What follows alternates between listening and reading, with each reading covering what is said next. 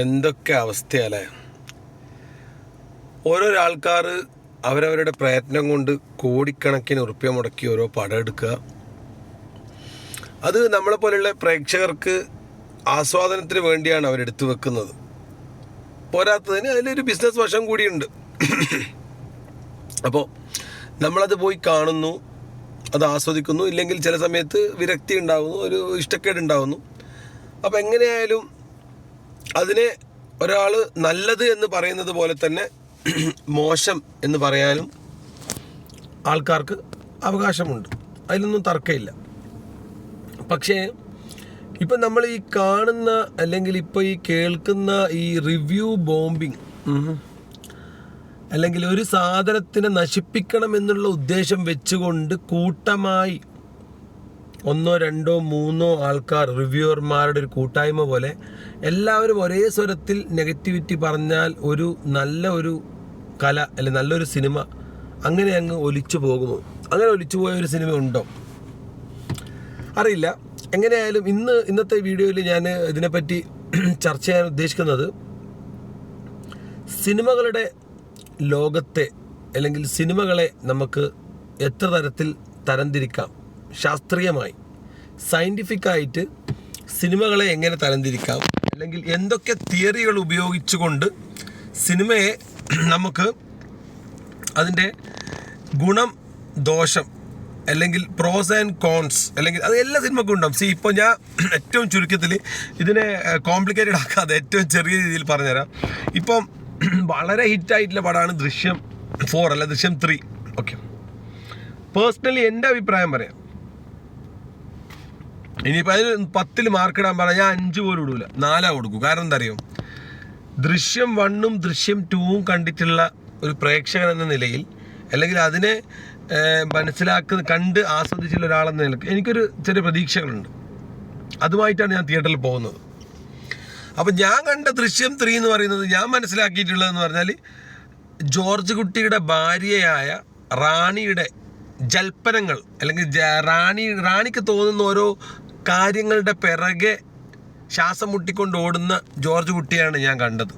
അതേ സ്ഥാനത്ത് ദൃശ്യം 1നും ദൃശ്യം 2നും നമ്മൾ കണ്ടത് റാണിക്ക് പല ഭയങ്ങളും ആശങ്കകളും ഉണ്ടെങ്കിലും അതുക്കും മേലെയായിട്ടുള്ള സ്വന്തം ബുദ്ധി കൊണ്ടും ശക്തി കൊണ്ടും എല്ലാത്തിനെയും ചെറുത്ത് തോൽപ്പിച്ച ജോർജ് കുട്ടി നമ്മൾ കണ്ടത്.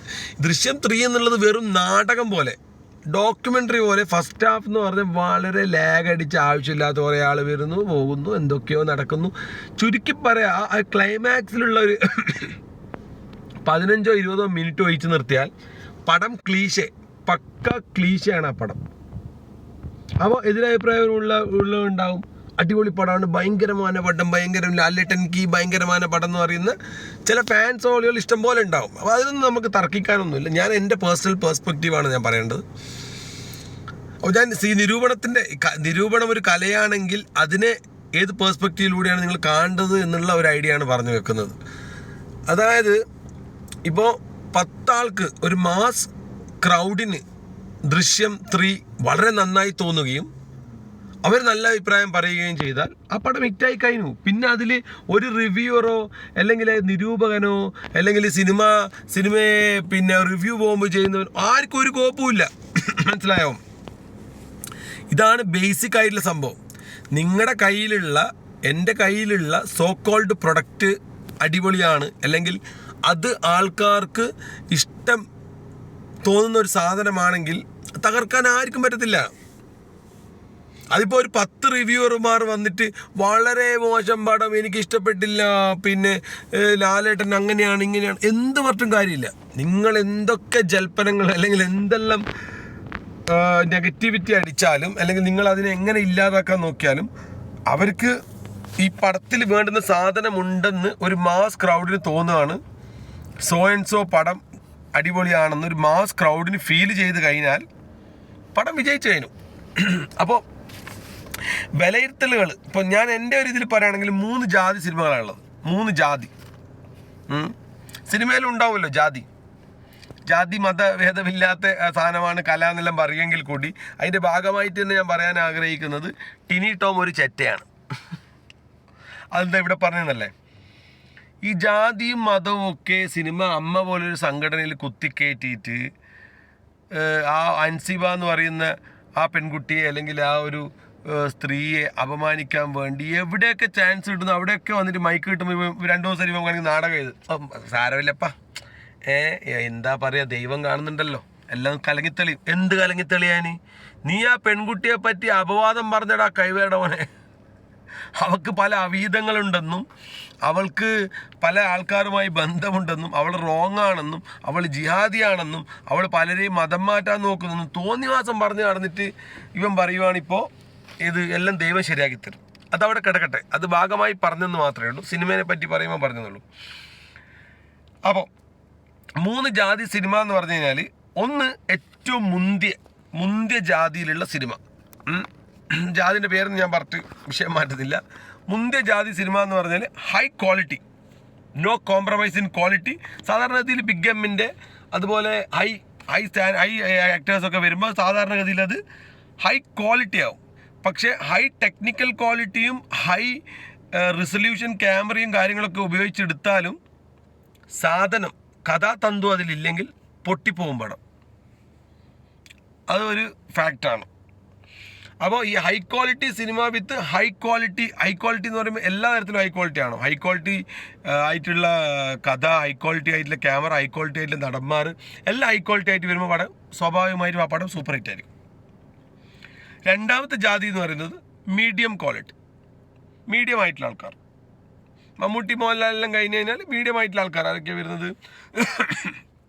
ആ മീഡിയം നടന്മാർ വരുന്ന മീഡിയം ആയിട്ടുള്ള കഥ, മീഡിയം ആയിട്ടുള്ള കോമഡി, മീഡിയം ആയിട്ടുള്ള അടിപിടി, മീഡിയം ആയിട്ടുള്ള പിന്നെ ക്ലൈമാക്സ് കാര്യങ്ങളൊക്കെ ഓക്കെ തട്ടിമുട്ടി അങ്ങ് പോവും, കഷ്ടപ്പാടില്ലാണ്ട് പോവും. മൂന്നാമത്തെ ജാതിയാണ് ലോ ക്വാളിറ്റി മൂഞ്ചിയ പടം എന്ന് പറയുന്നത്. നമ്മുടെ ഗുരു കോക്കേട്ടൻ്റെ ഭാഷയെ പറഞ്ഞാൽ മലങ്കൾട്ട് അപരാധം. ഇപ്പോൾ ഇറങ്ങുന്ന പടങ്ങളിൽ 90% മലങ്കൾട്ട് പടം എന്നാണെന്ന് നമുക്ക് കാണാൻ പറ്റുന്ന ഒരു സ്ഥിതിവിശേഷം. പക്ഷെ അങ്ങനെയല്ല, ഇഷ്ടപ്പെടുന്ന ആൾക്കാരുണ്ട്. ഓക്കെ, ഇതാണ് ജനറൽ ആയിട്ടുള്ളൊരു ക്യാരക്ടറിസ്റ്റിക്. 3 ജാതി പടങ്ങൾ: ഹൈ ക്വാളിറ്റി, മീഡിയം ക്വാളിറ്റി, മൂന്നാമത്തെ ലോ ക്വാളിറ്റി. അപ്പോൾ ഇങ്ങനെ വന്ന ആ പടം ലോ ക്വാളിറ്റി ആയിട്ട് ഇറങ്ങുന്ന പടം ഒരു തരത്തിലും ജയിക്കാൻ സാധ്യതയില്ല. ലോ ക്വാളിറ്റി കഥ, low quality making, low quality casting, low quality ആയിട്ടുള്ള പരിപാടികൾ, ലോ ക്വാളിറ്റി ആയിട്ടുള്ള ബാക്ക്ഗ്രൗണ്ട് സ്കോർ എല്ലാം ലോ ക്വാളിറ്റി ആകുമ്പോൾ ആ പടം തകർന്ന് തരിപ്പണമായി പൊട്ടിപ്പോവും. ഓക്കെ, അപ്പോൾ ഇതാണ് ഇതിൻ്റെ ബേസിക് ആയിട്ടുള്ള ബേസിക് ആയിട്ടുള്ള കാര്യം. ഇനി ഒരു സിനിമ വിജയിക്കുന്നത് എങ്ങനെ, ഒരു സിനിമ പരാജയപ്പെടുന്നത് എങ്ങനെ, ഒരു സിനിമ നോർമലായിട്ട് അത് പൊട്ടി പാളീസാകുന്നത് എങ്ങനെ, മീഡിയം പടം എന്ന് പറയുന്നത് എങ്ങനെയാണെന്നുള്ളത് ഞാനൊരു തിയറി പറയാം.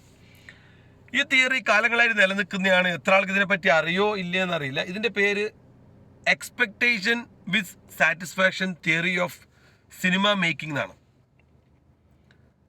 അതായത് ഈ തിയറി പറയുന്നത് 3 കാര്യങ്ങളാണ്. നേരത്തെ പറഞ്ഞ പോലെ 3 ജാതി പടങ്ങൾ എന്ന് പറഞ്ഞ പോലെ 3 ഫാക്ടേഴ്സ്, 3 തരത്തിലുള്ള ഫാക്ടേഴ്സാണ് ഓരോ സിനിമ മേക്കിങ്ങിനെയും എഫക്റ്റ് ചെയ്യുന്നതാണെന്ന് ഈ തിയറി പറയുന്നത്. ഈ തിയറിയുടെ പേര് expectation with satisfaction theory of cinema making. ഈ 3 തിയറി പ്രകാരം ശരിക്കും പറയുന്നത് എന്താണെന്ന് വെച്ചാൽ, എക്സ്പെക്ടേഷൻ എന്താണ്, സാറ്റിസ്ഫാക്ഷൻ ലെവൽ എന്താണ്, അതും സിനിമ മേക്കിങ്ങുമായിട്ടുള്ള ബന്ധം. ഓക്കെ, ഒന്നാമത്തെ ഫാക്ടർ എന്ന് പറഞ്ഞു കഴിഞ്ഞാൽ ഹൈ എക്സ്പെക്ടേഷൻ. ഇത് മൊത്തം പറയുന്നത് ഒരു ഡയറക്ടറുടെ പേഴ്സ്പെക്റ്റീവിലോ പ്രൊഡ്യൂസറുടെ പേഴ്സ്പെക്റ്റീവിലോ റൈറ്ററുടെ പേഴ്സ്പെക്റ്റീവിലോ അല്ലെങ്കിൽ ബാക്ക്ഗ്രൗണ്ട് സ്കോറിൻ്റെ പേഴ്സ്പെക്റ്റീവോ എന്നല്ല. ഇത് പറയുന്നത് പ്യുവറായിട്ടുള്ള കാണികളുടെ പേഴ്സ്പെക്റ്റീവ്. ഒരു കല ഉണ്ടാക്കി വെച്ചതിന് ശേഷം ആ കല ഉൾക്കൊള്ളുന്ന, ആ കല ആസ്വാദകൻ്റെ, പ്രേക്ഷകൻ്റെ കാഴ്ചപ്പാടിൽ നിന്നുകൊണ്ടുള്ള ഒരു തിയറിയാണിത്, expectation with satisfaction theory of cinema making. അതായത് ചില സിനിമകൾക്ക് ഹൈ എക്സ്പെക്ടേഷൻ ആയിരിക്കും. ഈ ഹൈ എക്സ്പെക്ടേഷൻ ആയിട്ട് പോകുന്ന സിനിമകൾക്ക് ആ എക്സ്പെക്ടേഷൻ മീറ്റ് ചെയ്യാൻ പറ്റിയില്ലെങ്കിൽ ആ സിനിമയിൽ നിന്ന് പ്രേക്ഷകൻ കിട്ടുന്ന സാറ്റിസ്ഫാക്ഷൻ ലെവൽ കുറവായിരിക്കും. അപ്പോൾ ആ പടം സ്വാഭാവികമായിട്ടും നിരാശ ഉളവാക്കും, പൊട്ടും, 90% പൊട്ടും. ഇതാണ് ഇതിൻ്റെ കഥ. ഇനി എല്ലാ ഈ സിനിമ വളരെ ഹൈ എക്സ്പെക്റ്റേഷനായി ആൾക്കാർ പോകുന്നു. ആ ഹൈ എക്സ്പെക്റ്റേഷൻ സാധനം തന്നെ അവർക്ക് കിട്ടുന്നു. മനസ്സിലായോ? ഹൈ എക്സ്പെക്റ്റേഷനായിട്ട് ആൾക്കാർ പോകുന്നു, ഹൈ എക്സ്പെക്റ്റേഷൻ തന്നെ അവർക്ക് റിട്ടേൺ ആയിട്ട് കിട്ടുന്നു. എന്താണോ പ്രതീക്ഷിച്ചിട്ട് പോയത് അതുപോലത്തെ അവരുദ്ദേശിച്ച സാധനങ്ങൾ തന്നെ അവർക്ക് കിട്ടുന്നു. അത് അധികവും ഇത് എഫക്റ്റ് ആവുന്നത്, ഇത് ആപ്ലിക്കബിൾ ആകുന്നത് ഹൈ പ്രൊഡക്ടിവിറ്റി ആയിട്ടുള്ള ആൾക്കാരുടെ. എക്സാമ്പിൾ പറയാം, മമ്മൂട്ടിയുടെ പടം, മോഹൻലാലിൻ്റെ പടം, അല്ലെങ്കിൽ ചില ഡയറക്ടേഴ്സ് ഉണ്ട് വളരെ പേര് എടുത്തിട്ടില്ല ഡയറക്ടേഴ്സ്, അവരുടെ പടങ്ങൾക്കൊക്കെ പോകുമ്പോൾ, ലോകേഷ് കനകരാജ് നമുക്ക് പറയാം, ഇവരുടെ പടങ്ങൾക്കൊക്കെ പോകുമ്പോൾ ഒരു പ്രതീക്ഷയുണ്ട്, ഹൈ പ്രതീക്ഷയായിരിക്കും, എന്തെങ്കിലും നമുക്ക് കിട്ടും ഈ പടത്തിൽ നിന്ന്. അങ്ങനെയുള്ള ഒരു പടത്തിലേക്ക് പോവുകയും ലോ ആയിട്ട് ഔട്ട്കം വരികയും ചെയ്താൽ ആ പടം പൊട്ടി. ഹൈ ഔട്ട്കം വരികയാണെങ്കിൽ ആ പടം വിജയിച്ചു. അപ്പോൾ high expectation, high satisfaction, high productivity and high satisfaction level, അതാണ് ഒന്നാമത്തെ കാറ്റഗറി പടം. തിയറി ഓഫ് എക്സ്പെക്റ്റേഷൻ വിത്ത് സാറ്റിസ്ഫാക്ഷനിൽ പറയുന്നത് ഹൈ എക്സ്പെക്റ്റേഷനുമായിട്ട് പോകുന്നു, ഹൈ സാറ്റിസ്ഫാക്ഷനുമായിട്ട് മടങ്ങി വരുന്നു, പടം സൂപ്പർ ഹിറ്റ്. ഇനി രണ്ടാമത്തെ കാറ്റഗറിയിലേക്ക് പോവുകയാണെങ്കിൽ very low satisfaction, very low expectation, ഒരു പ്രതീക്ഷയില്ല. ലാലേട്ടൻ പറഞ്ഞ പോലെ ഞാൻ ചെയ്തു മോനെ, കഥ കഴിഞ്ഞു, ഇനി നിങ്ങൾ കാണൂ, എനിക്കൊരു പ്രതീക്ഷയില്ല എന്ന് പറഞ്ഞ പോലത്തെ അവസ്ഥ. അതേതായിരുന്നു പടം? പാട്രിയോട്ട് എന്ന പടത്തിൽ വലിയ പ്രതീക്ഷയായിട്ട് ആൾക്കാർ പോയത്. അല്ല, പാട്രിയോട്ട് ഫസ്റ്റ് കാറ്റഗറി പടമാണ്. വലിയ പ്രതീക്ഷയിൽ ആൾക്കാർ വിചാരിക്കുന്നു മമ്മൂട്ടിയുണ്ട്, മോഹൻലാലുണ്ട്, അവർ തമ്മിലൊക്കെ ചിലപ്പോൾ ഗുസ്തി പിടിക്കുന്നുണ്ടാവും, ഭയങ്കരമായ പടമാണെന്ന് വിചാരിച്ച ആൾക്കാർ പോയത്. അടുത്ത് നോക്കുമ്പോൾ എന്നാ മൊബൈലും ടെക്നോളജിയും എല്ലായിട്ട് ബന്ധപ്പെട്ട് കിടക്കുന്ന ഒരു പടം പാട്രിയോട്ട് എന്ന് പറഞ്ഞിട്ട് ഒരു ഒരു ഒരു ടെക്നിക്കൽ സാധനമാണത്, ആ ജോണറിലുള്ള പടമാണ്. പക്ഷേ മോഹൻലാലിനാണെങ്കിൽ വിചാരിച്ച പോലത്തെ റോളൊന്നുമില്ല, മോഹൻലാലിനെ വിളിച്ചു വരുത്തി ഊക്കി വിട്ട പോലത്തെ ഒരു പരിപാടിയായിരുന്നു പടത്തിൽ. അപ്പോൾ മമ്മൂട്ടിയുടെ ഒരു പടമാണ്, മമ്മൂട്ടി ലീഡ് ചെയ്യുന്നൊരു പടമാണത്. അപ്പോൾ ആ പടത്തിൽ ഇതാണ് ആൾക്കാർ ഹൈ എക്സ്പെക്റ്റേഷനായിട്ട് പോയി, ലാലേട്ടൻ എന്തെങ്കിലും മാജിക്കെല്ലാം കാണിക്കുന്നു വിചാരിച്ചിട്ട്. ആടത്തേക്കും ഒരു കോപ്പുമില്ല, എന്തെല്ലോ ഒരു കോലത്തിലുള്ള പടം പൊട്ടി. പൊട്ടി എന്ന് പറയുന്നത് ഫിനാൻഷ്യലി അല്ലേ ഇതൊന്നും പറയുന്നത്. ഫിനാൻഷ്യലി ഇതൊക്കെ അവർ OTTക്ക് വിറ്റിട്ടും ഇറക്കിയിട്ടൊക്കെ പൈസയൊക്കെ ഉണ്ടാക്കിയിട്ടുണ്ട്. ഞാൻ പറയുന്നത് പ്രേക്ഷകരുടെ ഇടയിൽ, മനസ്സിൽ, അല്ലെങ്കിൽ പ്രേക്ഷകർ റിട്ടേൺ ആയിട്ട് കാണാൻ വരുന്നത്, ഒരാൾ കണ്ടിട്ട് 10 ആട് പറഞ്ഞിട്ട് പിന്നെയും പോകുന്ന പോലത്തെ ഒരു പടമൊന്നുമല്ല, ഒരു നോർമലായിട്ടുള്ള ആവറേജ് പടം. അതേ സ്ഥാനത്ത് ദൃശ്യം 3യെ പറ്റി പറയുകയാണെങ്കിൽ ഹൈ എക്സ്പെക്റ്റേഷൻ ആയിരുന്നു, എന്നെ സംബന്ധിച്ചിട്ട് ഹൈ എക്സ്പെക്റ്റേഷനും ലോ റിട്ടേണും ആയിരുന്നു. അതുകൊണ്ട് എനിക്ക് ഇഷ്ടപ്പെട്ടില്ല പടം. പക്ഷെ ഒരു മാസ് ക്രൗഡിന് അത് ബോധിച്ചു. ഹൈ എക്സ്പെക്റ്റേഷൻ, ക്ലൈമാക്സിൽ ഭയങ്കരമായ സംഭവം കണ്ടു, അവരെ തന്നെ സമാനിപ്പിച്ചോ എന്തോന്ന് അറിയില്ല. ആ പടം ഫസ്റ്റ് കാറ്റഗറിയിലാണ് പോകുന്നത്, high expectation, high return. Second category ഞാൻ പറഞ്ഞില്ലേ, ലോ എക്സ്പെക്റ്റേഷൻ, ഒരു എക്സ്പെക്റ്റേഷനും ഇല്ലാതെ പോകുന്നു. പക്ഷെ ആടത്തേക്കും ഗംഭീര പടം, ഗംഭീര റിട്ടേൺ, ഗംഭീരമായ കോമഡി, ഗംഭീരമായ കഥ, ട്വിസ്റ്റ് കാര്യങ്ങളൊക്കെ ആയിട്ട് ഹൈ റിട്ടേൺ, ഹൈ സാറ്റിസ്ഫാക്ഷൻ, അങ്ങനത്തെ പടങ്ങളാണ് സൂപ്പർ ഡംബർ ബമ്പർ ഹിറ്റായിട്ട് മാറുന്നത്. മനസ്സിലായോ? അതായത് അതിൻ്റെ എക്സാമ്പിൾ കൂടി പറഞ്ഞുതരാം, അപ്പോൾ കറക്റ്റ് മനസ്സിലാവും. ഇപ്പം അടുത്തിറങ്ങിയ പടം മോഹിനിയാട്ടം, ഭരതനാട്യം 2 അഥവാ മോഹിനിയാട്ടം എന്ന് പറഞ്ഞിട്ടുള്ള പടം. ഈ പടം എന്നെ സംബന്ധിച്ചിട്ട് ഞാൻ നോർമലി ഒരു സമയം പോണ്ടിച്ച് കാണുന്നൊരു പടമായിരുന്നു. പക്ഷെ അതിങ്ങനെ കണ്ടുകൊണ്ടിരിക്കുമ്പോൾ സൈജു കുറുപ്പ് വേറെ ലെവലിലേക്ക് ആ പടത്തെ കൊണ്ടുപോയിരിക്കുന്നത്. ശരിക്കും പറയാന്ന് വെച്ചാൽ ഈ ഇപ്പോൾ ഇതൊന്നും ഇല്ലല്ലോ, പടം ഇറങ്ങി കുറേ കഥ പറയാം. അതായത് ഈ മോഹിനിയാട്ടത്തിലെ കഥ ശരിക്കും പറഞ്ഞാൽ ദൃശ്യമായിട്ട് ബന്ധമുണ്ട്. ഒരാളെ കൊല്ലുന്നതാണ്, ഈ സെക്കൻഡ് പാർട്ടിൽ ഒരാളെ കൊല്ലുന്നതാണ്. ഇതിൻ്റെ ഫസ്റ്റ് പാർട്ട് ഭരതനാട്യം എന്ന് പറഞ്ഞിട്ട് നമ്മുടെ സായികുമാർ ഒരു നാട്ടിൽ വന്നിട്ട് അവൻ്റെ സുഖമില്ലാത്തതും മരണമൊക്കെ ആയിട്ട് ബന്ധപ്പെട്ട ഫസ്റ്റ് കാണിക്കുന്നത്. ഈ മോഹിനിയാട്ടം ഭരതനാട്യം സെക്കൻഡ് പാർട്ട് മോഹിനിയാട്ടം സൂപ്പറായിട്ട് എടുത്തു വെച്ചിട്ടുണ്ട്. ഇതിൽ ഒരു അബദ്ധവശാൽ ഒരു ക്രൂര, ഒരു നെഗറ്റിവിറ്റി ഉള്ളൊരു കഥാപാത്രത്തെ, സുരാജ് അവതരിപ്പിച്ച കഥാപാത്രത്തെ ഇവരെ വീട്ടിൽ വെച്ചിട്ട്, സൈജു കുറുപ്പിൻ്റെ വീട്ടിൽ വെച്ച്, സൈജു കുറുപ്പ് ഇല്ലാത്ത സമയത്ത് വന്ന് ഇയാൾ പൈസക്കെല്ലാം ചോദിച്ച് വിഷയമായിട്ട് അയാൾ മരണപ്പെടുകയാണ്, അയാളെ കൊല്ലുന്നതാണ് കുടുംബത്തിലെല്ലാവരും കൂടിയിട്ട്.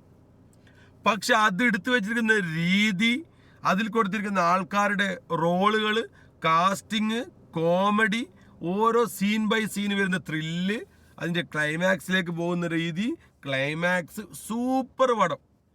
എന്നെ സംബന്ധിച്ചിട്ട് ഈ മോഹിനിയാട്ടം എന്ന പറഞ്ഞതിൽ 8 ഔട്ട് ഓഫ് 10 വരെ കൊടുക്കാം. ഈവൻ 10/10 വരെ കൊടുക്കാം പല ആംഗിളുകളിൽ നിന്നും. അതായത് ദൃശ്യത്തിന് ദൃശ്യം 3ക്ക് 5/10 എനിക്ക് കൊടുക്കാൻ പറ്റും. രണ്ട് കഥകളുടെയും ആ പോയ രീതിയും കാര്യങ്ങളൊക്കെ നോക്കുമ്പോൾ, എക്സ്പെക്ടേഷൻ തിയറി വെച്ച് നോക്കുമ്പോൾ.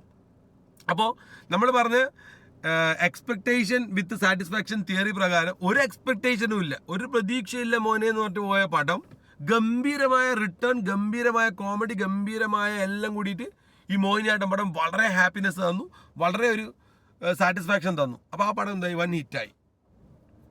പിന്നെ മൂന്നാമത്തെ കാറ്റഗറി പടത്തിലേക്ക് പോവുകയാണെങ്കിൽ low expectation, low return, low productivity, low satisfaction. അങ്ങനെയുണ്ട് ചില പടങ്ങൾ. അതായത് നമുക്കറിയാം ഈ പടം, എക്സാമ്പിൾ പറയാം, നമ്മുടെ പിഷാരടി നായകനായിട്ടുള്ള പണ്ട് പടം വന്നിരുന്നു, കപ്പൽ മുതലാളി നേരം പറ്റും. ഞാൻ പണ്ട് കണ്ടൊരു പടമാണ്. അപ്പോൾ ആ പടത്തിന് പോകുമ്പോൾ എനിക്കറിയാം പിഷാരടി എന്ത് കാണിക്കാനാണ്. പിഷാരടി ചില കോമഡിയും ചില നുറുക്ക് വിദ്യകളൊക്കെ കാണിച്ച്, മനസ്സിലായില്ലേ, പണ്ട് ജയറാം ഒരു നായകനായി വരുന്ന കാലഘട്ടത്തിലുള്ള പോലത്തെ നായകനാകാൻ വേണ്ടി പിഷാരടി ശ്രമിക്കുന്ന ഒരു കാലഘട്ടത്തിൽ വന്നൊരു പടമാണ് കപ്പൽ മുതലാളി. അപ്പോൾ ആ പടമൊക്കെ ഞാൻ തിയേറ്ററിൽ ഫസ്റ്റ് ഡേ ഫസ്റ്റ് ഷോ ഒക്കെ പോയിട്ട് കണ്ട ആളാണ്. അപ്പോൾ അന്ന് ഒരു കാര്യമില്ല, വെറുതെ ഇരിക്കുമ്പോൾ കണ്ടതാണ്, വേറെ വിഷയം. കാരണം റിവ്യൂവിന് വേണ്ടിയിട്ടൊന്നുമല്ല, സാന്ദർഭികവശാൽ പറയുന്നത് മാത്രം.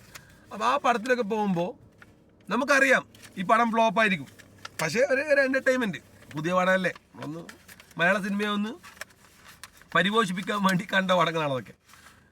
ലോ എക്സ്പെക്ടേഷൻ ആയിട്ടാണ് പോകുന്നത്, ലോ റിട്ടേണുമായിരുന്നു, ലോ സാറ്റിസ്ഫാക്ഷനുമായിരുന്നു. അങ്ങനെ ചില ക്ലാസ് പടങ്ങളുണ്ട്, ചില കാറ്റഗറി പടങ്ങൾ അങ്ങനെയാണ്. വരുന്നതും പോകുന്നതും ആരും അറിയില്ല. അതിൽ പറഞ്ഞ പോലെ ജോലിയും കൂലിയും ഇല്ലാതെ വെറുതെ ഇരിക്കുന്ന, അല്ലെങ്കിൽ സമയം പോകാൻ വേണ്ടി സിനിമയോട് ഇഷ്ടമുള്ള ചില ആൾക്കാർ മാത്രം കാണുന്ന ചില പടങ്ങളാണ് അങ്ങനത്തെ. എന്നാൽ ചില പടങ്ങളുണ്ട് നമ്മൾ മീഡിയം എക്സ്പെക്ടേഷനായിട്ട് പോവും, ഓക്കെ, പക്ഷെ അതിൽ ഹൈ റിട്ടേൺ വരും.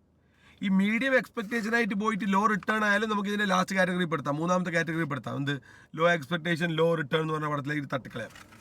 അത് എക്സാമ്പിൾ പറയുകയാണെങ്കിൽ ഇപ്പം കുറച്ചടുത്തായിട്ട് ആസിഫ് അലിയുടെ പടങ്ങൾ അങ്ങനെയാണ്.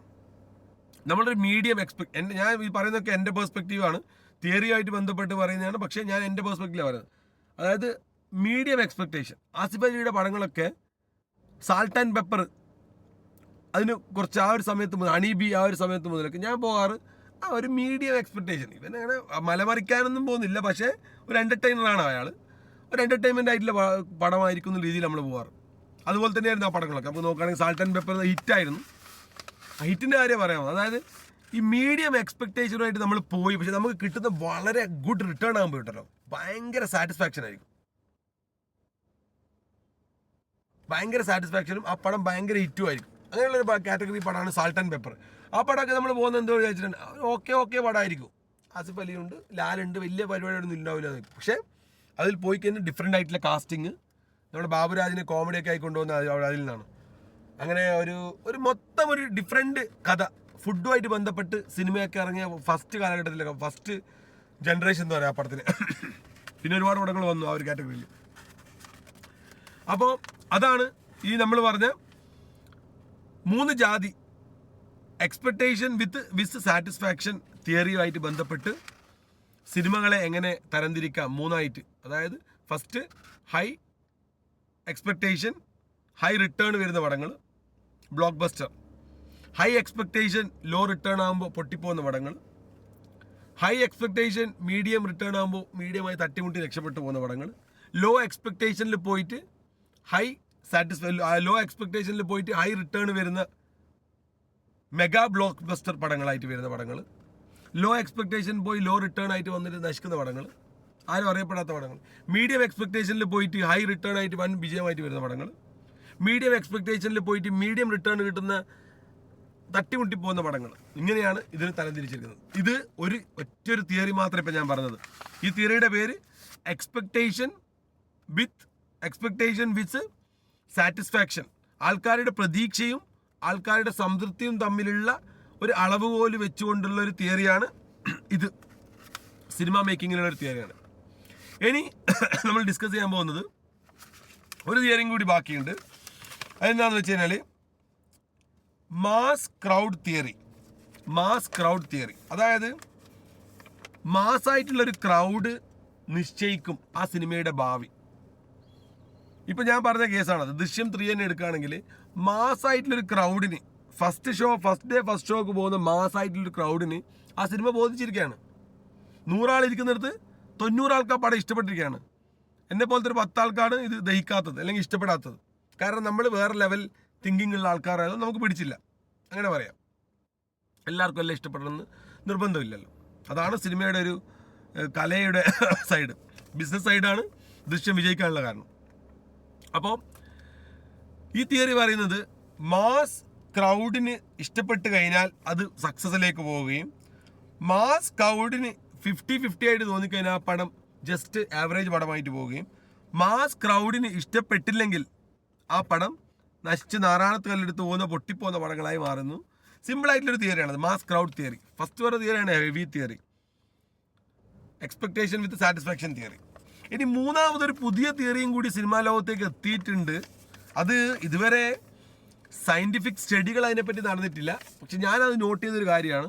ഇപ്പം കുറച്ചായിട്ട് കാണുന്ന ഈ റിവ്യൂ ബോംബിംഗ് എന്ന് പറഞ്ഞല്ലോ, അങ്ങനെ നമ്മൾ പറയേണ്ട ആവശ്യമില്ല. റിവ്യൂ ബോംബിംഗ് എന്ന് പറഞ്ഞ സാധനമൊന്നും ഇല്ല. ശരിക്കും ഞാൻ പറഞ്ഞില്ലേ, ഈ സിനിമയിൽ സാധനമുണ്ടോ കയ്യിലുണ്ടോ, പത്തായത്തിൽ നെല്ലുണ്ടെങ്കിൽ എലി അമേരിക്കയിൽ നിന്നും വരുന്നു കേട്ടിട്ടില്ലേ എന്ന് പറഞ്ഞ പോലെ സിനിമയിൽ കാമ്പുണ്ടോ, സിനിമയുടെ സാധനം കയ്യിലുണ്ടോ ഉണ്ടെങ്കിൽ പ്രേക്ഷകർ വരും. ഒരു കാലത്തും ഇന്നല്ലെങ്കിൽ നാളെ, ഇപ്പം ഇന്ന് ഇറങ്ങി ഇന്ന് തന്നെ വിജയിക്കണമെന്നില്ലല്ലോ, മനസ്സിലായില്ലേ? അത് എന്തായാലും ആൾക്കാർ അംഗീകരിക്കും. ഞാൻ ഈ പറഞ്ഞ മൂന്നാമത്തെ പോയിന്റാണ് reviewers theory of negativity and positivity. ഇപ്പം നമ്മൾ സിനിമകളെ പറ്റി ഡിസ്കസ് ചെയ്ത ഡിസ്കഷനിൽ ഏറ്റവും ലാസ്റ്റായിട്ട് വരുന്ന ഞാൻ മനസ്സിലാക്കി വെച്ചിട്ടുള്ള അല്ലെങ്കിൽ ഞാൻ നോട്ട് ചെയ്തിട്ടുള്ള പുതിയൊരു തിയറിയാണ്. ഇങ്ങനൊരു തിയറിയും കൂടി വരുന്നുണ്ട്. ഇത് ഇനി അങ്ങോട്ടേക്ക് ഈ തിയറി ശക്തമായിട്ട് സിനിമാ ലോകത്തെ ഭരിക്കാൻ പോകുന്നത് ഈ തിയറി ആയിരിക്കും എന്നാണ് ഞാൻ പറയുന്നത്. ഫസ്റ്റ് നമ്മൾ കണ്ട ട്രഡീഷണൽ മെത്തേഡിലെ 3 ജാതി സിനിമകൾ, 3 ക്വാളിറ്റിയുള്ള സിനിമകൾ. രണ്ടാമത് നമ്മൾ പറഞ്ഞ എന്തായിരുന്നു തിയറിയുടെ പേര്, എക്സ്പെക്ടേഷൻ വിത്ത് സാറ്റിസ്ഫാക്ഷൻ തിയറി. മൂന്നാമത് നമ്മൾ പറഞ്ഞ mass crowd theory of positivity അല്ലെങ്കിൽ തിയറി ഓഫ് നെഗറ്റിവിറ്റി എന്ന് പറഞ്ഞു. ഇനി നാലാമത് പറയുന്ന ഒരു തിയറിയാണ് reviewers theory of negativity and positivity. അതായത് ഒരു സിനിമ ഇറങ്ങുമ്പോൾ അതിൻ്റെ സംവിധായകൻ ഒരു ആവറേജ് പടം കൂട്ടിക്കോ, നമ്മൾ നേരത്തെ പറഞ്ഞ കാറ്റഗറിയിലുള്ള സെക്കൻഡ് കാറ്റഗറി, തേർഡ് കാറ്റഗറിയിലെ സെക്കൻഡ് കാറ്റഗറി, ഫസ്റ്റ് കാറ്റഗറി അല്ല, ഒരു മീഡിയം എക്സ്പെക്ടേഷൻ, ഒരു മീഡിയം റിട്ടേൺ കിട്ടേണ്ട ഒരു പടം, മീഡിയം ഒരു ആവറേജ് വിജയം കിട്ടേണ്ട പടം. ഈ പടത്തിന് 2 കാറ്റഗറിയിലേക്ക് നമുക്ക് എത്തിക്കാം. ആര് വിചാരിച്ചാൽ ഇപ്പോഴത്തെ ഒരു കൂട്ടം online so called influencers with also known as the influencers or the reviewers, അങ്ങനെയാണല്ലോ. റിവ്യൂവേഴ്സ് ആയിട്ട് മാത്രം വർക്ക് ചെയ്യുന്ന ഈ മേഖല അടക്കി വായുന്ന അശ്വന്ത് കോക്കിനെ പോലെയുള്ള കുറച്ച് ആൾക്കാരുണ്ട്. അവർ റിവ്യൂവർ മാത്രമാണ്, സിനിമ നിരൂപണം മാത്രമാണ് അശ്വന്ത് കോക്കിൻ്റെ പണി. അതേ സ്ഥാനത്ത് മറ്റു ചില ആൾക്കാർ ഇൻഫ്ലുവൻസേഴ്സ് എന്ന് പറഞ്ഞുകൊണ്ട് സീക്രട്ട് ഏജൻറ്റിനെ പോലെ, സായിയെ പോലെ, അവർ ഇൻഫ്ലുവൻസർ പോലെ ഒരു സമൂഹത്തിൽ കാണുന്ന നെഗറ്റിവിറ്റിക്കെതിരെ സംസാരിക്കുകയും പ്ലസ് അവർ സിനിമ ഇറങ്ങുമ്പോൾ സിനിമ റിവ്യൂ അരിക്ക് വേണ്ടിയാണ്, ആഹാരത്തിന് വേണ്ടിയാണ്. തമാശയാണേ. സീക്രട്ട് ഏജൻ്റൊക്കെ നമ്മളെ ഗുരുതുല്യനാണ്, ഏകലവ്യനായിട്ട് ഞാൻ കണ്ട് പഠിക്കുന്ന ആൾക്കാരാണ്. അപ്പോൾ ഈ സംഭവം എന്ന് വെച്ച് കഴിഞ്ഞാൽ പിന്നെ അങ്ങനെ റിവ്യൂവേഴ്സ് ആയിട്ട് ഒരു കൂട്ടം ആൾക്കാർ ഒരു ഭാഗത്തും ഇൻഫ്ലുവൻസേഴ്സ് വിത്ത് റിവ്യൂവേഴ്സ് എന്ന് പറഞ്ഞിട്ടുള്ള കോൾമി ഷജാമിനെ പോലത്തെ ആൾക്കാരും, എണ്ണം പറഞ്ഞ റിവ്യൂവേഴ്സ് ആയിട്ടുള്ള കോക്കാട്ടൻ, അതുപോലെ ഹരി, നമ്മുടെ എന്തൊക്കെ പറയുന്നത് തിരുവനന്തപുരം എന്നൊക്കെ അദ്ദേഹം പറയുന്നത് നമുക്കറിയില്ല, ഞാൻ ഇതൊന്നും അധികം കാണാറില്ല, വേറെ വിഷയം. ഞാൻ പലപ്പോഴും കുറച്ച് വീഡിയോസൊക്കെ കണ്ടിട്ടുള്ളൂ.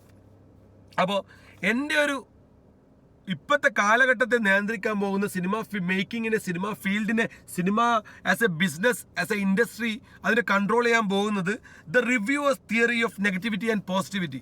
ഒരു കൂട്ടം റിവ്യൂവേഴ്സ് അവർ തീരുമാനിക്കും നിന്റെ സിനിമയുടെ ഭാവി.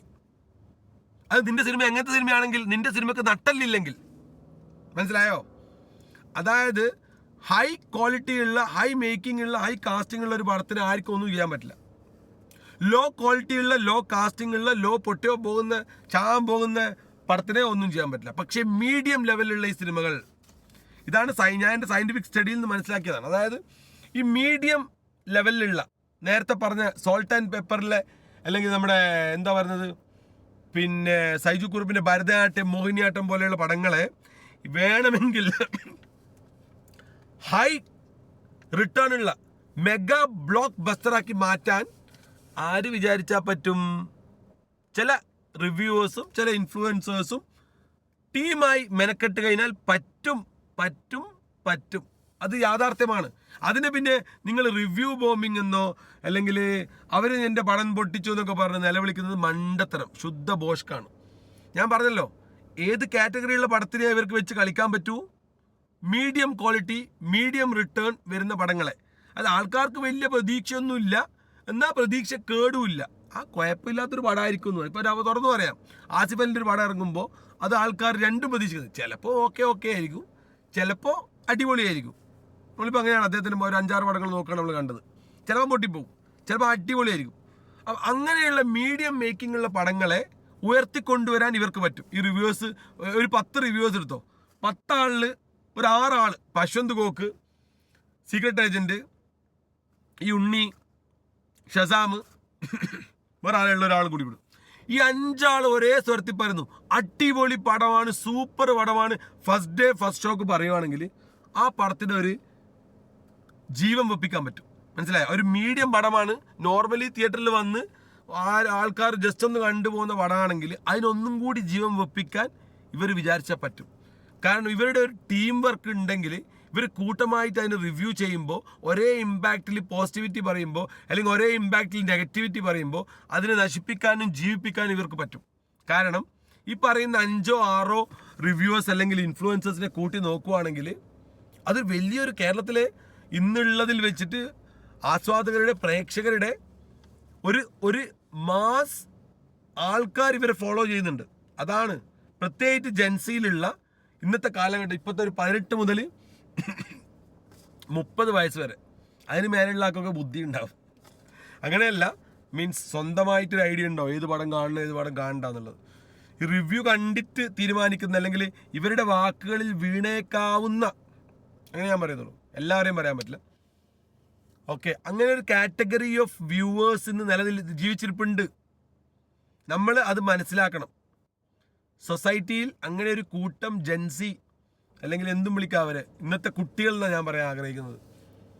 ഒരു 18 മുതൽ 14 വയസ്സ് മുതൽ ഒരു 25 വയസ്സ് വരെയുള്ള ഒരു കാറ്റഗറി ഓഫ് കുട്ടികൾ ഇവർ പറയുന്നത് പെട്ടെന്ന് എടുക്കുകയും അതനുസരിച്ച് പടം കാണാൻ പോവുകയും കാണാൻ പോകാതിരിക്കുകയും ആകാം.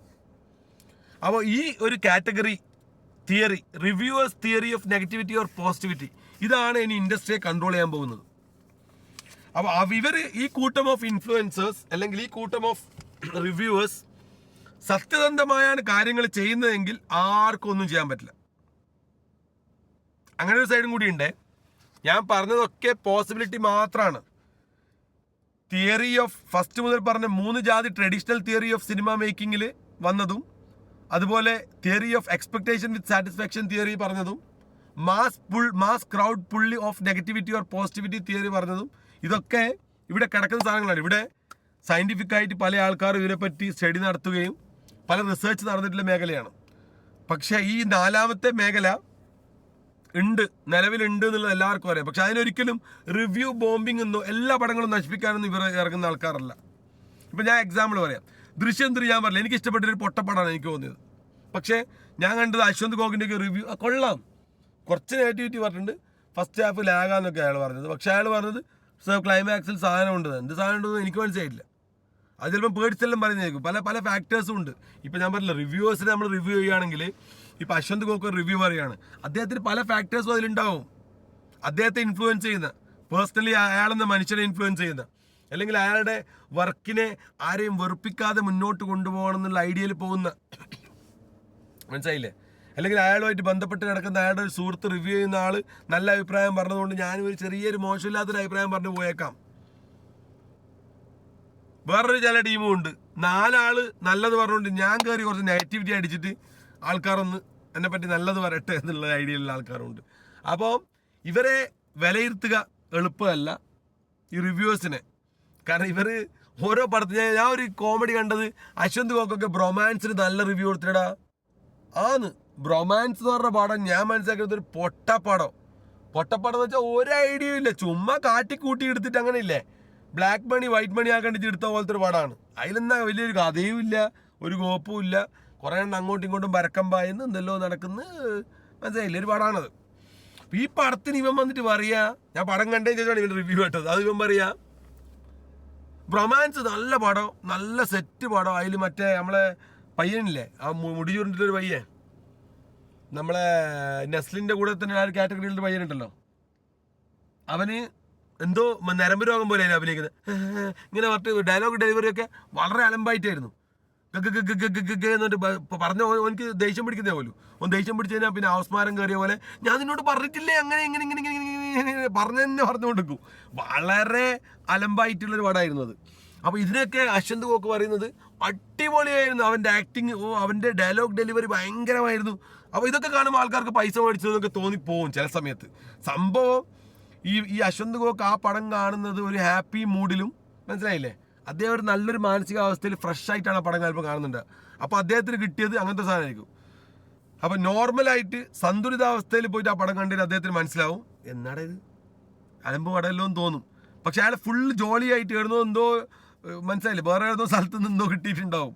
മീൻസ് അദ്ദേഹത്തിന് എന്തോ ഒരു കടം വാങ്ങിയ പൈസ കിട്ടിയത് അങ്ങനെ എന്തോ കിട്ടിയിട്ടുണ്ടാവും. അപ്പോൾ അതിൻ്റെ സന്തോഷമായിരിക്കും ചിലപ്പോൾ, നമുക്കറിയില്ല. അപ്പോൾ നല്ല ഹാപ്പി മൂടി പോയിട്ട് കണ്ടോണ്ടെന്ന് അയാൾ വന്നപാട് റിവ്യൂ പറയുമ്പോൾ നല്ല പടം, ഗംഭീരമായിട്ട് എനർജി കിട്ടുന്നുണ്ടെന്നൊക്കെയാണ് പറഞ്ഞത്. കോപ്പ് കിട്ടുന്നുണ്ട് ആ പടത്തിൽ. റൊമാൻസിൻ്റെ കാര്യമാണ് പറയുന്നത്. നമ്മളൊരാളെയും ഒരു പടത്തിനെയും ഒരാളെയും പേഴ്സണലായിട്ടൊന്നും പറയുന്നില്ല, സിനിമ പ്യുവർ സിനിമയാണ് പറയുന്നത്. അപ്പോൾ അങ്ങനെയുണ്ട്. അപ്പോൾ ഞാൻ പറഞ്ഞല്ലോ, ഈ reviewers theory of positivity and negativity can effect the film if the film is without a neutral or a medium return, medium productivity ആയിട്ടുള്ള പടമാണെങ്കിൽ അങ്ങനത്തെ പടത്തിന് മാത്രമേ ഇവർക്ക് തൊടാനും പറ്റൂ. ഞാൻ പറഞ്ഞില്ലേ, ഹൈ ക്വാളിറ്റി ഹൈ മേക്കിങ്ങുള്ള പടത്തിനൊന്നും ഒരു റിവ്യൂവറിന് ഒരു കോപ്പും ചെയ്യാൻ കഴിയില്ല. നല്ലത് പറഞ്ഞിട്ട് മിണ്ടാണ്ടിരിക്കാനേ പറ്റൂ, മനസ്സിലല്ലേ, തകർക്കാൻ വിചാരിച്ചാൽ പോലും പറ്റില്ല. ഇനി നെഗറ്റീവായിട്ടുള്ള പടത്തിനൊന്നും ഒന്നും ചെയ്യണ്ട, നോർമൽ റിവ്യൂ പറഞ്ഞാൽ ആ പടം തകർന്നോളൂ. സത്യസന്ധമായ നിഗമനം പറഞ്ഞത് ഈ മീഡിയം പിന്നെ വേറൊരു സംഭവം എന്ന് വെച്ചാൽ മലയാളത്തിൽ ഇന്ന് ഇറങ്ങുന്ന പകുതിയിലേറെ പടങ്ങളും ഈ പറഞ്ഞ പോലെ മീഡിയം ലെവലിൽ വരുന്ന പടങ്ങൾ. അതുകൊണ്ടാണ് ഈ റിവ്യൂവേഴ്സിന് ഇത്രയും റോള് വന്നിട്ടുള്ളത്.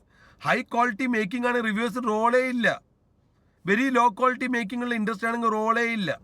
നമ്മുടെ ഇൻഡസ്ട്രി, മലയാള സിനിമ ഇൻഡസ്ട്രി വളർന്നു വരികയാണ്. മലയാള സിനിമ ഇൻഡസ്ട്രിയിൽ അത്ഭുതങ്ങൾ ഉണ്ടായിക്കൊണ്ടിരിക്കുകയാണ്. മലയാള സിനിമ ഇൻഡസ്ട്രിയിൽ പലതരത്തിലുള്ള എക്സ്പെരിമെൻറ്റ്സ് നടന്നുകൊണ്ടിരിക്കുകയാണ്. അതുകൊണ്ടാണ് ഈ റിവ്യൂവേഴ്സിന് ഇത്രയും പ്രാധാന്യവും ഇത്രയും എന്താ പറയുക ജനശ്രദ്ധയും കിട്ടുന്നത്. സോ നല്ലൊരു റിവ്യൂ എല്ലാവരും ചെയ്യട്ടെ എല്ലാ പടത്തിനെക്കുറിച്ചും. വീണ്ടും സന്ധിക്കും വരെ വണക്കം. അതിനു മുമ്പ് ഒരു കാര്യം പറയാൻ മറന്നുപോയി. കാട്ടാളനെ പറ്റി പറഞ്ഞല്ലോ. നമ്മുടെ റിവ്യൂ എന്നാണെന്നല്ല, പക്ഷെ കാട്ടാളനെ കൂടി പറഞ്ഞിട്ട് അവസാനിപ്പിക്കാം. ഈ കാട്ടാളൻ എന്ന് പറയുമ്പോൾ മാർക്കോയുടെ പ്രൊഡ്യൂസറായ ഷെരീഫ് എടുത്തിട്ടുള്ള പടമാണ്. അപ്പോൾ ആൾക്കാർക്ക് ഇപ്പോൾ അത് ഞാൻ പേഴ്സണലി ആ പടം കാണാൻ പോകുമ്പോൾ എനിക്ക് പ്രതീക്ഷയുണ്ട്. മാർക്കോൻ്റെ പ്രൊഡ്യൂസറല്ല, അപ്പം മാർക്കോക്ക് ഒരു പിടി മേലെ. മാർക്കോ 100 ആളെ കൊന്നെങ്കിൽ നമ്മൾ ആൻ്റണി വർഗീസ് പെപ്പെ വന്നിട്ട് ഒരു 200 ആളെ കൊല്ലണം, എന്നാലേ പടം ഒന്നിൻ്റെ മേലെ നിൽക്കും, തട്ട് താണു നിൽക്കണമല്ലോ, പൊന്തണമല്ലോ. ഈ ഒരു ഐഡിയ വെച്ചിട്ട് നമ്മൾ പോകുന്നത്. നോക്കുമ്പോൾ എന്താ മറ്റേൽ പിന്നെയും ഒരു കാരണമുണ്ട്. അല്ലെങ്കിൽ ഉണ്ണി മൂന്തന് പിന്നെ തൻ്റെ അനിയൻ കൊല്ലപ്പെടുന്നതും അല്ല അവൻ്റെ സ്റ്റാവിനുമായിട്ടുള്ള ബോണ്ടൊക്കെ കാണിച്ചിട്ട് അങ്ങനെ ഒരു നമുക്കൊരു റിവെഞ്ച് തോന്നും, അവരെ കൊല്ലണം, അവനെ തീർക്കണം എന്നുള്ളൊരു ഐഡിയ വരും. അതുകൊണ്ടാണ് ആ പടം കയറി കൊളുത്തിയത്. ഇത് കൊളുത്താനൊന്നും സാധ്യതയില്ല. ഒന്നാമത് മൊത്തം ഇരുട്ടിൽ നമ്മൾ ഈ സംസാരിക്കുന്ന രാത്രി, നമ്മളിപ്പോൾ ഇപ്പോൾ പണിയെല്ലാം കഴിഞ്ഞിട്ട് രാത്രി ആയതുകൊണ്ടും ഈ കാറിൽ വെളിച്ചത്തിനൊക്കെ ഉള്ളതുകൊണ്ടും വെളിച്ചമൊക്കെ കൂട്ടങ്ങനെയൊക്കെ പറ്റും, അത് റെഡ് ലൈറ്റ് പോലെയൊക്കെ തോന്നിപ്പിക്കും. അപ്പോൾ അതുകൊണ്ട് വേണ്ടാത്തോണ്ടൊരു മീഡിയം ലെവലിൽ മതി എന്നുള്ളത് കൊണ്ടാണ് ഇങ്ങനെ സംസാരിക്കുന്നത്. ഇത് കൊള്ളാം കേട്ടോ, നെക്സ്റ്റ് ടൈം ഇതിൽ പിടിക്കണമെന്ന്. അപ്പോൾ ഇങ്ങനെ ഒരു ഇതാണ് നമ്മൾ ഉദ്ദേശിച്ചത്. ഈ പടം എന്ന് പറഞ്ഞാൽ മൊത്തം ഇരുട്ടിൽ പിന്നെ അടി എന്ന് പറഞ്ഞാൽ വരുന്നവനും പോകുന്നവനെല്ലാം വെച്ച് കുത്തല് കൊല്ലല് അറക്കല് പിടിക്കല് മറക്കല്. അപ്പോൾ ഇത് നമുക്കറിയാം. ഇതിന് പറഞ്ഞാൽ മാർക്കോ 2 നാട്ടിട്ടിട്ട് ഉണ്ണി മൂന്തനും കൂടി ഇറക്കിയിട്ടുണ്ട്. ഈ പടം ഒന്നും കൂടി ഹൈപ്പ് പോവുകയും. ഇത് വൻ ഹൈപ്പ് പടത്തിന്. സാധനമില്ല, കഥയില്ല, തന്തുമില്ല, നട്ടല്ലില്ല. ഇങ്ങനത്തെ പടത്തിന് വേഗം പൊട്ടിക്കാം. ഞാൻ പറഞ്ഞില്ലേ, ഇത് ഒന്നും ചെയ്യണ്ട. ഇത് നോർമലി ഈ പടം പൊട്ടും. കാരണം എന്താ അറിയോ, ഈ നമ്മുടെ തിയറി പ്രകാരം high expectation and low outcome, low productive ആയിട്ടുള്ള പടമാണിത്. നോർമലി പൊട്ടി പടം കാണാൻ പോകുന്ന 100 ആളിൽ 90 ആളും ഹൈ എക്സ്പെക്ടേഷനിലാണ് പോകുന്നത്. ആ മാർക്കോൻ്റെ പ്രൊഡ്യൂസർ ആ ലെവലിൽ ആ ഒരു മേക്കിംഗ് ഉള്ള പടമായിരിക്കും, ഗംഭീര പടമായിരിക്കും. അയാളാണെങ്കിൽ അതിലും വലിയ പ്രൊമോഷൻ കൊടുത്തിട്ട് പടത്തിൽ ഞാൻ ഷെരീഫ് മുഹമ്മദ് എൻ്റെ സാധനമാണ് ഇറങ്ങാൻ പോകുന്നതെന്ന് പറഞ്ഞു. പിന്നെ ഒരു ക്രൂരത ഏതെന്ന് വെച്ചാൽ ഹനാൻ. പിന്നെ ഇപ്പോഴത്തെ ഒരു ട്രെൻഡ് എന്താണെന്ന് വെച്ചാൽ നമ്മുടെ സോഷ്യൽ മീഡിയയിൽ ഇൻഫ്ലുവൻസിങ് ഉള്ള സോഷ്യൽ മീഡിയയിലെ കുറച്ച് പിന്നെ സൽമാൻ ഇതുണ്ട്, പിന്നെ ഷാറൂഖ് ഖാൻമാരുണ്ട്. ഒന്ന് പറയുകയാണെങ്കിൽ നമ്മുടെ ആഷിർ, ഒന്നിപ്പോൾ ഹനാൻ, വേറെ ആരും ഇപ്പോൾ പേരെടുത്താൽ ഇവർ രണ്ടാളാണ് മെയിൻ കളിക്കുന്നത്. അപ്പോൾ ആഷിർ കൊണ്ടുപോയി വായാറ്റു വന്നിട്ട് തൂക്കി, ആഷിർ തൂക്കി, ചുവന്ന കരങ്ങളല്ലേ തൂക്കി, ആഷിർ കൊണ്ടുപോയി. അപ്പോൾ ഹനാൻ ഒരു ചാൻസ് കൊടുക്കണം എന്നുള്ള ടോക്ക് ഇങ്ങനെ വരുന്നതും അത് ഷെരീഫ് മുഹമ്മദ് ക്യാച്ച് ചെയ്യുകയും അവരെ കൊണ്ടുവരികയും ചെയ്തു. പക്ഷെ ഊക്കി വിട്ടു എന്നാണ് റിപ്പോർട്ട്. കാരണം എന്ന് വെച്ചാൽ പൊതുവെ എല്ലാവരും പറയുന്നതാണ്, ഹനാൻ വരുമ്പോൾ ആൾക്കാർക്ക് ഹനാനെ ഒരുപാട് പ്രതീക്ഷിക്കുന്ന ആൾക്കാർ ഹനാനിൽ നിന്ന് ഒരുപാട് സംഭവങ്ങൾ കിട്ടും, അല്ലെങ്കിൽ ഒരു ഹനാനൊരു പാട്ട് പാടിക്കൊണ്ട് രണ്ടാളെ കൊല്ലുന്നൊക്കെ വേഗം. ഹനാന് ഡയലോഗില്ല, കൊല്ലല് മാത്രം, tissue tissue tissue tissue tissue tissue വെട്ടി വെക്കടാ വെട്ടി, അങ്ങനെ പറയില്ലേ, ചൊപ്പക്ക പോലീസ് വെക്കടാ വെട്ടി എന്ന് പറയില്ലേ, ആ ഒരു ലെവലിലാണ് ഹനാൻ്റെ പ്രവൃത്തി. പരക്ക വെടിവെക്കൽ, ആരോട് സംസാരമൊന്നുമില്ല, എല്ലാവരോടും ഒരു ദേഷ്യം, ഭയങ്കര ടഫ് ക്യാരക്ടർ പ്രവൃത്തിയായിരിക്കും. പക്ഷേ എന്താ പറയുക, ഇനി അടുത്ത പടത്തിൽ നന്നാവുമായിരിക്കും.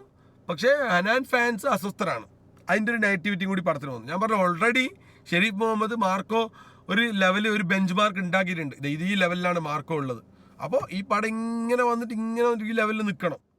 ഈ പടം ഈടുന്ന് തുടങ്ങിയിട്ട് ഇങ്ങനെ ഒന്ന് പൊന്തിയിട്ട് പിന്നെ ഇങ്ങനെ അങ്ങ് പോയിനി, അതിലൂട്ടൊക്കെ പോയിനി, ഇങ്ങോട്ടേക്ക് വന്നിട്ടില്ല. സോറി, ഫോണൊന്നും വിടാം. അപ്പോൾ ഈ പടം ഇങ്ങോട്ടേക്ക് വന്നിട്ടില്ല, പടം ആർന്ന് അതിലൂട്ട് തന്നെ കളിച്ച് അതിലൂട്ട് തന്നെ അങ്ങ് പോയി. അപ്പോൾ അതാണ് പിന്നെ കാട്ടാളനിൽ ഇപ്പോൾ സംഭവിച്ചത്. അപ്പോൾ ഇതിനൊന്നും നമുക്ക് റിവ്യൂ ബോംബിംഗ് ഒന്നും ഇതിനെപ്പറ്റി നെഗറ്റിവിറ്റി വരെ ആരും കുറ്റമൊന്നും പറയാൻ പറ്റില്ല. സിമ്പിളായിട്ട് നമ്മളെ തിയറി മാത്രം ഉപയോഗിച്ചാൽ മതി. എക്സ്പെക്ടേഷൻ വിത്ത് സാറ്റിസ്ഫാക്ഷൻ തിയറി ഉപയോഗിക്കുകയാണെങ്കിൽ കാട്ടാളൻ പൊട്ടി. Okay, by.